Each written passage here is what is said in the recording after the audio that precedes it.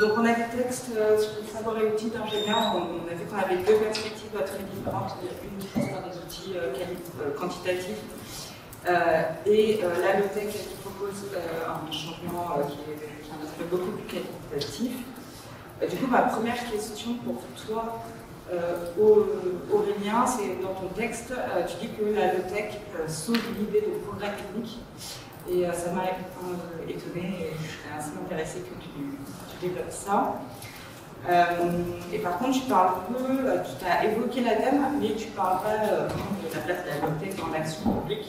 Je me demandais si tu avais eu si tu avais des exemples à nous donner de comment c'était pris en compte, peut-être par les collectivités territoriales notamment. Et pour Hugo et Benjamin, dans le texte, vous pointez les effets d'invisibilisation des méthodes de calcul et des indicateurs, donc pour l'accéder à l'AFM, donc ce qui ne serait pas pris en compte dans le calcul et qui a des effets sur les mises à l'agenda. Par exemple, Hugo, là, tu parlais du BTP. Et je me demandais si vous avez rencontré des ingénieurs qui avaient exprimé des critiques sur ces méthodes de calcul et comment ils et elles modifiaient ou tentaient de modifier ces approches ou leurs pratiques, si tel est le cas. Merci.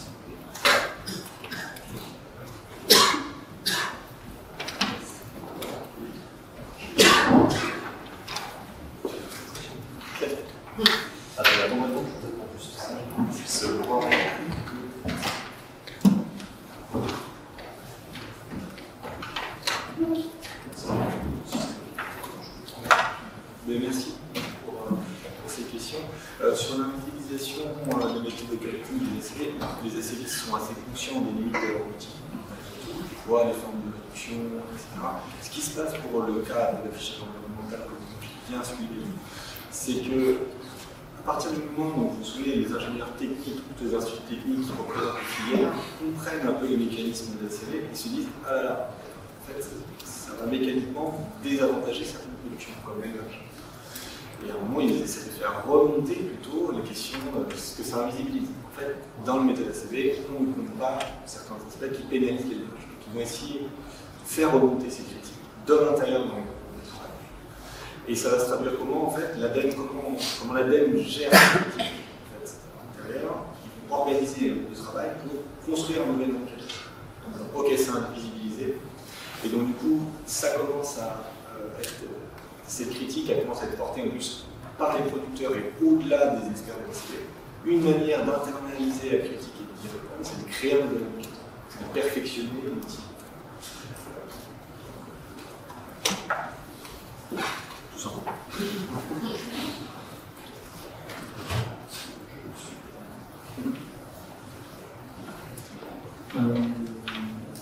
Alors la question sur le fait de sauver les progrès techniques, c'est une question, mais pour le coup c'est encore quelque chose sur lequel je ne suis pas forcément très... je pense qu'il y a un certain nombre d'approfondissements dans la réflexion. En fait, il y a une certaine ambiguïté dans le rapport au progrès, dans le sens où il y a des discours assez clairs en termes de positionnement, voilà, quand tu de Decker, de dire en fait il faut arrêter avec cet imaginaire du progrès technique, on a plutôt regarder en arrière, prendre d'autres lignes, d'autres flèches de développement technologique. Et pour autant, dans les effets de cette promesse et dans la façon dont ça mobilise autour d'elle, il y a vraiment un truc. Il y a vraiment un truc fort des ingénieurs qui se disent bah, là en fait il y a besoin de compétences et ça peut vraiment faire un changement sur la société, le fait d'investir le développement de ce genre de technique. Et typiquement un des premiers projets du Low-Tech Lab, c'était de faire une expédition qui s'appelle le Nomade des mers, où ils sont allés explorer plein de low-tech aux quatre coins du monde, ce qu'ils appelaient low-tech. Et il y avait vraiment ce discours très clair dans le générique de la série documentaire sur Arte en fait, ces techniques, si elles étaient mieux connues, si on fait sortir le génie ordinaire de l'ombre des garages, on va changer le monde, en fait, juste parce qu'on va en parler, les documenter, les faire mieux connaître. Donc d'une certaine façon, il y a un peu cette idée qu'il y aurait un progrès qui serait resté en germe et qu'on a atteint les limites des progrès avec d'autres formes de développement technique, et donc il faudrait en fait arroser cette nouvelle pousse d'une autre forme de progrès. Mais ils essaient quand même de l'accompagner d'un discours en disant par contre, voilà, faut pas non plus trop y croire, c'est pas que ça. Voilà. Donc je serais pas trop par rapport à ça. Et la place de la low-tech dans l'action publique, aujourd'hui il y a surtout de l'ADR qui à la fois a financé des études, d'expertise et a lancé des appels à manifestation d'intérêt à différentes échelles, notamment dans différentes régions, pour financer des projets qui s'inscrivent dans ce qu'eux ils ont appelé low-tech, parce qu'évidemment il y a eu un retravail d'appropriation du terme pour en faire un peu une sorte de démarche d'éco-conception qui laisse de côté certains aspects mis en avant par votre acteur de la low-tech. Mais il y a des gens qui essaient d'expérimenter, j'ai rencontré justement quelqu'un l'autre jour à la métropole de Bordeaux, qui essaie de porter la question de la low-tech, mais en fait ce qu'ils se rendent compte, c'est que vu qu'il n'existe pas vraiment de cadre de l'action publique de la low-tech, les stratégies souvent c'est de s'appuyer sur d'autres cadres existants, et donc typiquement sur les politiques d'économie circulaire, qui servent un peu de cheval de Troie pour faire rentrer des questions de low-tech ou d'autres politiques de ce genre-là, sur les politiques de genre-là, ce genre de choses. Donc pour le moment, ça fait quand même très marginal dans les interstices, et en plus, d'autant plus vu la présentation de Clément tout à l'heure, je comprends encore plus que c'est marginal même à la DEV où j'avais l'impression qu'il se passait quand même quelque chose de sérieux. Donc il n'y a pas grand-chose. Alors je reviens sur la question de la limite de la technique de quantification. Après, faire un petit lien comme sur son intervention sur l'atterrissage de low-tech dans les politiques publiques, un lien entre ta question et la mienne. En fait, intéressant, parce que du coup, les analyses de quantification que j'ai étudiées moi sur le contexte francien et aussi aux Pays-Bas, en fait, de façon intéressante, elles sont aussi appropriées par des acteurs techniques, notamment des cabinets de conseil un peu militants, justement qui sont pas forcément des low-tech de façon explicite, mais qui de fait vont vers des démarches de réemploi, des démarches en fait, qui sortent d'une perspective industrielle finalement, dans cette idée de bouclage des flux. Donc, in fine, cette quantification, pour ces acteurs-là, en fait, elle intervient comme une forme de justification de leur action et de leur utilité sociale pour le territoire. Donc, il y a une forme de croisement entre, moi c'est ce que je vois en tout cas dans le contexte français, notamment sur des territoires très précis comme Plaine Commune, tu sais, donc en Seine-Saint-Denis, qui est un territoire extrêmement pauvre, où finalement, on a une sorte de convergence entre une écologie territoriale que j'ai pu étudier dans mes travaux et mise en puissance des agendas de l'ESS. Et justement, ces initiatives de réemploi, etc. On pourra en reparler, ça sera un peu du scope de mon papier, mais en tout cas, c'est ce que ça m'évoque, et je pense qu'il y a quand même un lien qui n'est pas si distendu. Sur la limite des quantifications et sur effectivement à quel point est-ce que les acteurs sont conscients de ça. Donc un petit peu comme Benjamin, les acteurs en fait sont assez conscients des techniques. C'est ça qui est un peu paradoxal aussi dans ces travaux, c'est qu'on a affaire à des acteurs techniques, donc des ingénieurs, qui sont à la fois qui promeuvent et qui produisent et qui promeuvent ces instruments, mais qui sont tout à fait conscients des limites de celui-ci. Mais finalement, l'adage principal, c'est un peu c'est mieux que rien. Alors, il y a plusieurs points sur lesquels il y a une forme de conscience de la technique, de la limite de la technique. Pardon. Une première conscience de la limite qui est sur la construction elle-même de la technique. C'est qu'on est face à des jeux de données qui sont plus ou moins facilement accessibles sur notamment des territoires comme la métropole, le Paris ou sur la région de France qui sont finalement basés sur des estimations et sur des modélisations. Donc il y a une première conscience de la limite de ces outils, déjà dans la construction de l'outil en lui-même. Voilà, donc ça c'est un premier point qui revient assez régulièrement et qui dit aussi, qui explique pourquoi les ingénieurs sont aussi assez critiques par rapport à leurs propres instruments, c'est que d'un point de vue purement technique, les instruments sont élaborés parfois avec une forme de bricolage, on va se mentir, sur différents territoires. Deuxième élément, c'est la limite de technique en tant que telle. C'est que finalement, c'est un peu ce que j'évoquais tout à l'heure sur la question du cadrage, etc. Mais finalement, par rapport aux ressources dont disposent ces acteurs et par rapport au temps qui est alloué pour effectuer ce genre d'études, finalement, les AFM, ça intervient un peu comme des solutions utiles faisable, entre guillemets, par rapport à un contexte extrêmement contraint, contexte budgétaire, contexte en termes de ressources humaines, mais aussi en termes réglementaires.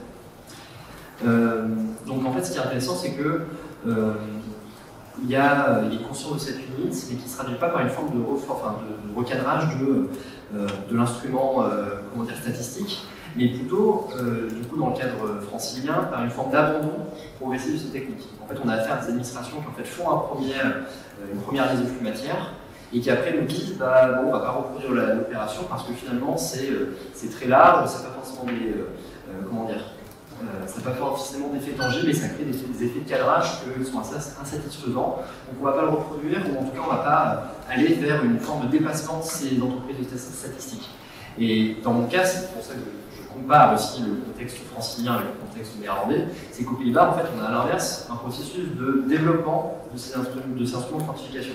C'est plutôt d'abandonner la technique et de dire finalement on l'a fait une fois, ça suffit, il n'y a pas besoin de revenir dessus. En fait, aux Pays-Bas, on a à l'inverse un processus d'élaboration et d'affinage de la technique, donc qui passe à la fois par une production supplémentaire de données, qui passe aussi par la quantification d'autres impacts environnementaux.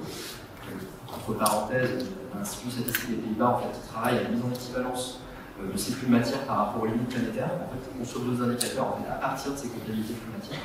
Donc en fait, voilà, il y a vraiment des comportements un peu différents par rapport à ces limites, je dirais, techniques. Et en fait, une dernière limite qui pour le coup est moins consciente de la part des acteurs, qui est une limite que je caractériserais de politique sociale, sur finalement le rôle de cette quantification dans l'acculturation, en tout cas dans la politisation de ces enjeux flux matière. C'est qu'en fait, je crois que c'est toi qui évoquais tout à l'heure, Ambroise, sur cette idée qui est une forme de béatisme de ces ingénieurs en disant en fait, parce qu'on va montrer qu'il y a un problème, les choses vont changer.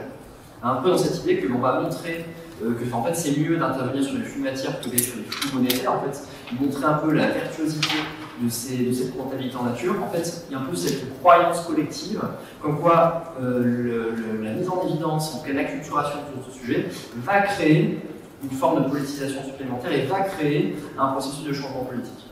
Là-dessus, la littérature en sciences politiques publiques est assez claire, sociologie d'action politique est assez claire. L'acculturation, ça ne change pas grand-chose. En tout cas, ça donne des limites assez fondamentales sur finalement le changement systémique dans les politiques publiques. Voilà, donc ça c'est vraiment 3 points autour de la limite que j'ai vu effectivement. Super, merci déjà pour cette première série de réponses hyper intéressante. Je laisse tout de suite la parole à la salle. Est-ce qu'il y a des questions qui ont émergé? Ouais, les gens. Merci. Je vais vous faire revenir ici parce que sinon apparemment il y a des bonnes solutions. Voilà. On est dans de proximité avec le Parlement. Moi j'avais 2 questions. La première c'est sur la capacité de l'analyse flux matière à sensibiliser la collectivité matérielle. Vous avez parlé en conclusion. Et moi j'ai pris l'analyse de flux matière en fait de l'azote et j'avais l'impression que ça jouait aussi en substitution à la question de la gestion des flux matière. C'est vrai qu'il y a certains acteurs qui disent on ne peut pas réduire le flux de l'azote donc on ne va pas toucher. Et on est que le couplage effectivement à un certain nécessaire de substitution. J'ai l'impression que dans la communication au grand public, c'est ce que je ne fais pas aussi parfois cet effet notamment pour les on est chez la chronologie.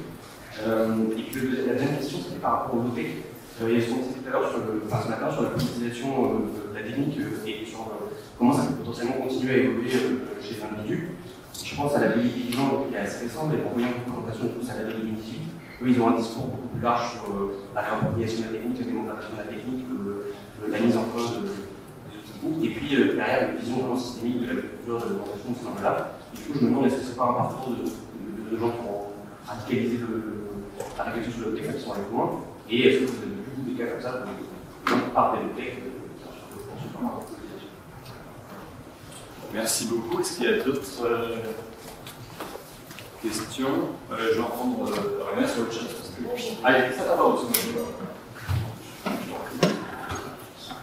Oui, c'est une question par rapport à Aurélien, ton gars avec ses brouillés là. Avec quel argent il a fait tout ça? On va se dire. Modèle économique de la... C'était une question. Est-ce que l'inscription a développé en partie au sein de l'agence? Du coup, je me demandais si tu sais un peu qui y avait dans cette agence.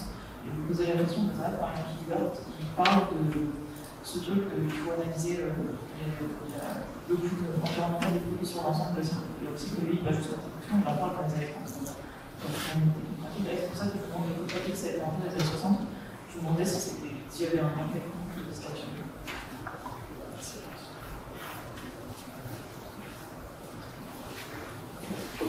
Parfait, merci beaucoup. Ambroise, merci Christelle. Je vais lire la question qui est sur le chat. Et je pense qu'on pourra s'arrêter là pour les questions. Donc, il y a une question de Lucien, qui me remercie pour son facilité et toutes les questions, c'est vraiment chouette.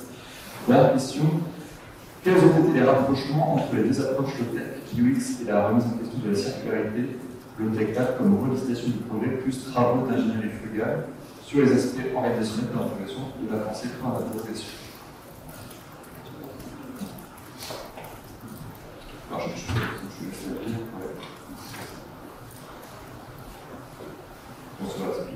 Est-ce qu'il y a des rapprochements sur le programme organisationnel de la pensée entre les deux approches de capacité qui sont, si je comprends bien, en énergie complémentaire, du UX et Tom sur voilier. C'est le jeu de la question de Christelle.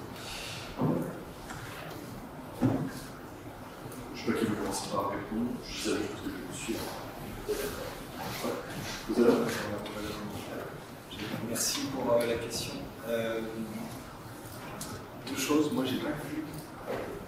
Soit c'est dans les années 30 que ça vient, c'est ça. Moi j'ai vu, j'ai pas entendu parler de ça, c'est super intéressant. Avec grand plaisir. Non, à la base c'était plus des savoirs qui avaient été mis en place au niveau. Ce que j'ai pas parlé, c'est un peu de planification dans les soviétiques en gros. Aussi de gérer les flux entrants et sortants de l'URSS. Mais du coup, voilà, je me suis un peu. Moi, je vois ça arriver dans les années 60. Si en même temps, ne serait-ce que dans des discours en amont, je serais très intéressé, surtout si ça vient. L'histoire avec l'EPA, donc il faudrait aller faire les archives sur place. J'ai pu accéder aux archives uniquement numérisées. En fait, c'est l'histoire d'un rendez-vous manqué avec l'EPA. Je ne sais pas pourquoi ça a été abandonné précisément. Ce qu'on voit dans les rapports, c'est qu'il y a eu des expérimentations qui ont été menées, pas par l'EPA directement, mais encore une fois par ce bureau d'études qui avait d'abord fait des galops d'essai à Pokal. Et donc, tiens, on va essayer de donner ça comme expertise pour l'EPA. L'EPA fait un groupe de travail pour voir si ça peut tenir. Je tiens vraiment à préciser que c'est en parallèle de l'analyse de risque. Deux grands trucs, c'était ce qu'on fait une analyse en termes de flux de matière type ACD ou une analyse de risque, qui a ensuite été l'approche dominante, je pense, pour les travaux de Sorano, Ouya et en gros, l'idée, c'est de dire comment est-ce qu'on régule la production manufacturière, industrielle, et est-ce qu'on le fait plutôt d'un point de vue risque ou d'un point de vue justement en termes d'impact. Côté risque, c'est là qu'à porter entre guillemets. Mais l'argument pour dire on va écarter la question des impacts, c'est parce que c'est trop complexe. Et puis ça demande aussi des données sur les modes de production. Et ça, on sait qu'on va avoir des difficultés à les obtenir de la part des industries. Il y a aussi des problèmes de données sur l'analyse de risque, mais c'est pas pareil parce qu'on n'a pas besoin de décrire en détail les modes de production, alors que c'est nécessaire pour les essais. Et en gros, il faut absolument aller faire des archives. On fait pas.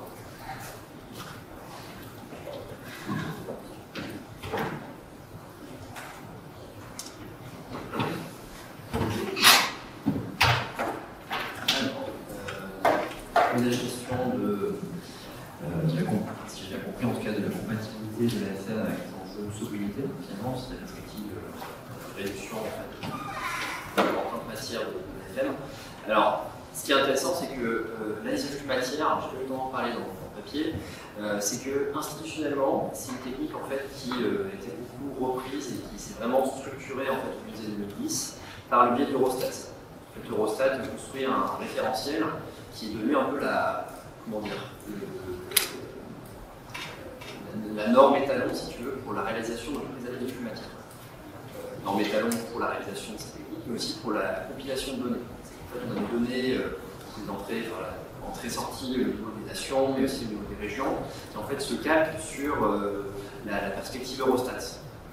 Pourquoi je te dis ça? C'est qu'en fait, Eurostat a été mandaté par la Commission européenne pour développer cette technique, pour créer un indicateur finalement comment dire, de performance matérielle de l'économie.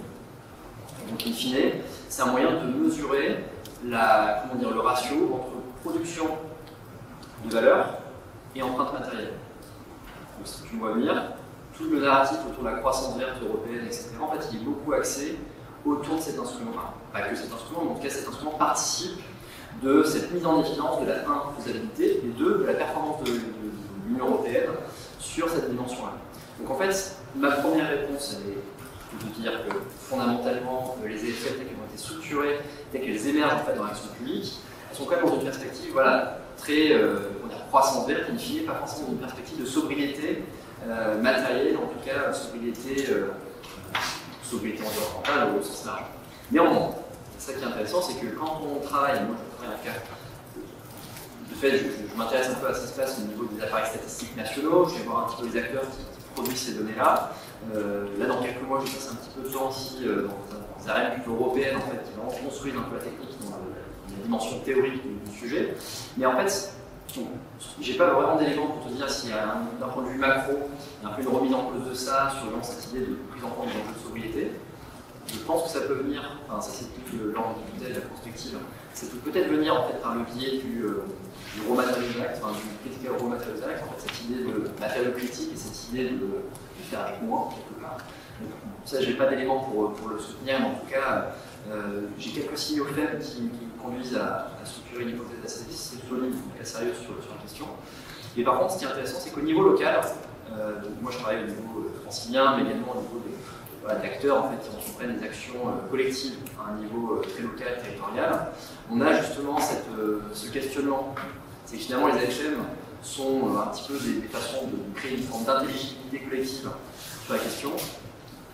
Et parce qu'ils sont repris par des acteurs, souvent en fait, dans les administrations, mais aussi dans les cabinets de conseil, qui, pas tous, hein, mais quand même une bonne partie sont une forme d'expertise militante finalement, en fait, s'en sert plus comme une forme de cartographie initiale, et puis après, justement, dans cette mise en problématique, en fait, mettre en évidence le caractère massif du problème. En mettant en évidence finalement cette idée qu'on utilise trop de ressources et que l'empreinte matérielle est trop importante. En fait, il y a une politisation qui se fait finalement une forme d'alternative par rapport au narratif européen, enfin un narratif un peu dominant, autour de la croissance verte, autour de cette idée que l'économie circulaire, c'est un peu un nouveau secteur économique qui va créer de la valeur. Donc en fait, il y a un questionnement de ça, mais qui s'opère de façon très précise et de façon plus visible, je dirais, au niveau territorial et au niveau local.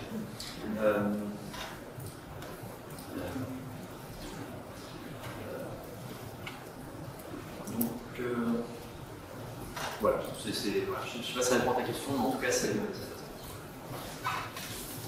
Mais du coup, c'est plutôt ça la logique, le lien entre des acteurs qui font des choses concrètement et les gens qui portent le discours autour de la low-tech, vraiment dans une logique de porter une cause.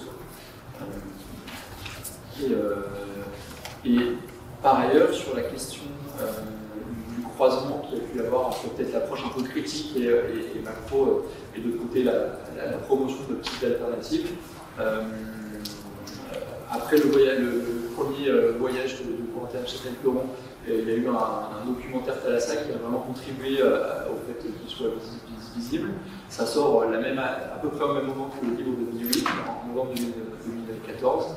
Liu qui envoie son livre, donc il commence à y avoir des premiers échanges. Et par ailleurs, ils vont se croiser en fait, dans différents espaces, que ce soit des groupes de travail, notamment des groupes de travail à la fabrique écologique pour travailler sur ce que c'est la low-tech, en essayant de mettre tous les gens qui s'intéressent autour de la table et de reformuler ça. Pareil, il y a des projets au niveau de l'ADEME ou d'autres rapports qui ont été portés par d'autres institutions. Il y avait un rapport sur les métropoles low-tech, le labo de l'ESS. Enfin, voilà. Ils se croisent un peu régulièrement et surtout leur vue tendent parfois à se mélanger, à se confondre, mais tout en gardant une sorte de flou où on ne sait plus trop où on est, parce que la low-tech c'est à la fois des objets, c'est à la fois une démarche de conception, c'est à la fois une philosophie plus largement de rapport à la technique, au progrès, et s'il y a certains acteurs, notamment institutionnels comme l'ADEME, qui cherchent quand même à encadrer ou à opérer une clôture sémantique sur le terme, en fait tout le monde est à peu près content de garder un flou et que du coup chacun puisse tirer la couverture de son côté. Donc voilà, je pense qu'il y a eu vraiment un shift vers 2018-2019, c'est le moment où la low-tech a commencé médiatiquement, quand on fait des analyses de corpus de presse, on voit que c'est le moment où ça a commencé à percer. Et en fait, moi j'ai l'impression, mes hypothèses, c'est que un des éléments phares, c'est que juste avant, il y a eu le moment médiatique et éditorial autour de la collapsologie. Comment tout peut s'effondrer de Stevens et Servin, ça sort en 2015. D'ailleurs, c'est la même collection que l'ouvrage chez le Tech de BUX. Stevens et Servin, j'ai regardé récemment, à la toute fin de leur bouquin, ils disent parmi les pistes de l'hélotech, ça peut être cool. Et donc, j'ai l'impression qu'il y a eu un peu un moment pendant 2-3 ans, entre 2015 et 2018, où il y a eu une fenêtre médiatique autour de la collapsologie, et que derrière, il y a eu un décalage de comment on va mettre en avant des choses qui viennent répondre à ces enjeux qui ont été mis en avant. Et ça s'est traduit par une médiatisation croissante de ce qui se faisait sur la tech dans les médias notamment. Et sur la question j'espère que je réponds à peu près aux questions, et sur la question de avec quel argent il fait tout ça de Jacques Perron, ces différents voyages qu'il a fait en Inde ou dans des pays du Sud, quand il était en études, c'est du financement familial et des proches. Finalement, c'est autofinancé, mais il allait chercher des ressources dans son environnement social. Il vient d'une famille de petite bourgeoisie économique de province. Donc c'est une école privée également, donc ça, il y a un coût de scolarité, donc derrière il y a une famille qui supporte des coûts, et donc notamment supporte des coûts directement ou indirectement, des coûts de déplacement. Mais par ailleurs, après, quand il va partir au Bangladesh, c'est dans le cadre d'une mission de volontariat, donc il est payé comme ingénieur, et il va développer des prototypes en code de jute sur son temps libre d'or, et il ne va pas être payé pour faire ce truc-là. Et en fait, c'est son premier voyage, il va quand même prendre un petit prototype de coquille de noix, et il va remonter du Bangladesh à la Ciotat tout seul, en traversant le canal de Suède, et en plus un bateau non déclaré, sans permis. Il n'avait pas d'expérience de navigation en pleine mer avant, donc très à l'arrache, mais il arrive à s'en sortir, et donc ça produit une sorte de récit rocambolesque. Et là, il a une fenêtre médiatique, il passe chez Ardisson, sur la télévision, il est pas mal suivi par le magazine de voile et d'aventure. Et du coup, c'est là où il va récupérer des sponsors qui vont financer toutes les autres aventures, les autres projets derrière, et qui va s'enclencher vers la tech progressivement. Et du coup, en fait, il a démarré comme ça. C'est étonnant. Parfait. Merci beaucoup encore pour